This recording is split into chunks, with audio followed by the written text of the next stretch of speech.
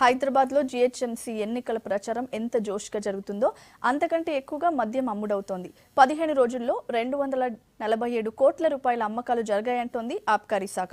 ప్రచారం ముగిసే సమయం దగ్గర పడుతుండటంతో మద్యం అమ్మకాలు ఇంకా పెరిగే అవకాశం ఉందంటున్నారు వ్యాపారులు. జీహెచ్ఎంసీ ఎన్నికలతో గ్రేటర్లో మద్యం అమ్మకాలు జోరుగా సాగుతున్నాయి. ఎలక్షన్ జోష్లో సిటీలోని వైన్స్, బార్లు, రెస్టారెంట్లకు గిరాకీ ఒక్కసారిగా పెరిగింది. దీంతో ఖజానాకు భారీగా ఆదాయం వస్తోంది. కేవలం 15 రోజుల్లో 247 కోట్ల అమ్మకాలు జరిగాయి. 5 లక్షల లీటర్ల లిక్కర్, 4 లక్షల లీటర్ల బీరు తాగేశారు మందుబాబులు. మామూలు టైంలో హైదరాబాద్లో 10 కోట్ల మద్యం అమ్మకాలు జరుగుతాయి. కానీ గ్రేటర్ ఎన్నికలు రావడంతో రోజు 15 కోట్లకు పైగా అమ్మకాలు జరుగుతున్నాయని అంచనా వేస్తున్నారు ఆబ్కారీ అధికారులు. ప్రచారం ఊపందుకోవడంతో రోజువారీ అమ్మకాలు 25 కోట్లకు చేరుకునే అవకాశాలున్నాయని అంచనా వేస్తున్నారు.